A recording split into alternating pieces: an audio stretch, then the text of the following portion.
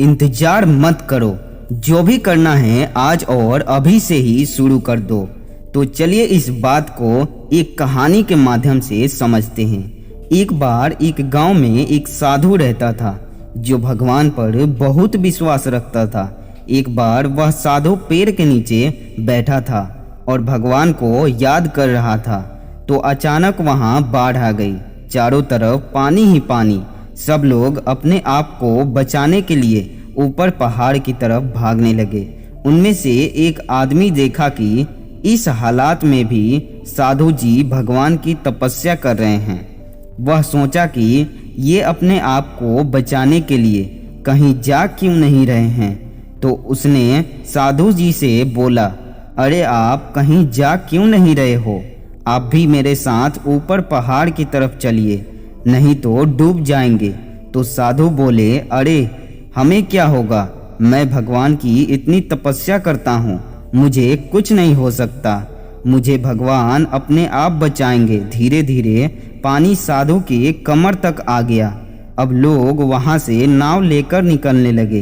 तो उनमें से एक ने साधु से कहा, अरे पानी आपके कमर तक आ गया है, आप हमारे साथ चलो।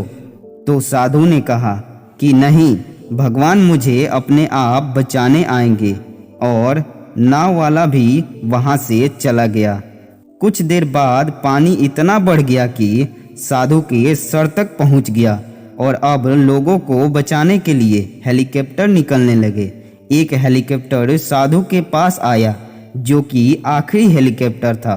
साधु के पास नीचे रस्सी फेंकी और बोला, इसे पकड़ो और ऊपर आ जाओ, नहीं तो आप डूब जाओगे। यह आखिरी हेलीकॉप्टर है और आपके पास में दूसरा कोई रास्ता नहीं है बचने के लिए। साधु ने कहा, यह रस्सी वापस ऊपर खींच लो और आप चले जाओ। मुझे भगवान के ऊपर पूरा भरोसा है, वह मुझे बचा लेगा। पानी काफी ऊपर आ गया, पेड़ डूब गया और साधु की भी डूबने से मौत हो गई। मरने के बाद साधु भगवान के पास गया और बोला, हे भगवान, मैंने पूरी जिंदगी आपकी तपस्या की, मेरा सारा जीवन आपकी आराधना करने में लगा दिया, फिर भी इतने भरोसे के साथ इंतजार किया कि तुम मुझे बचाने आओगे, लेकिन वहाँ मेरी डूबकर मौत हो गई और तुम नहीं आए, ऐसा क्यों?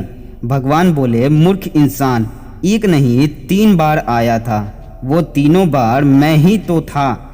पहला पैदल, दूसरा नाव के द्वारा और तीसरा हेलीकॉप्टर के द्वारा, लेकिन तुमने मेरा एक भी अवसर पहचान नहीं पाया। पता नहीं किसका इंतजार कर रहा था।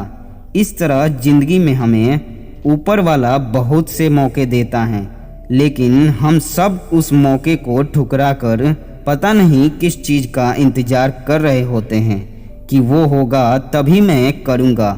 और इस बात पर अड़े रहने से एक वक्त के बाद मौका हाथ से निकल जाता है और हम कुछ कर नहीं पाते। छोटी छोटी कहानियाँ और बड़ी बड़ी सीख। तो देखते रहिए LMC मंजीत। मिलते हैं एक और नई कहानी के साथ, तब तक के लिए धन्यवाद।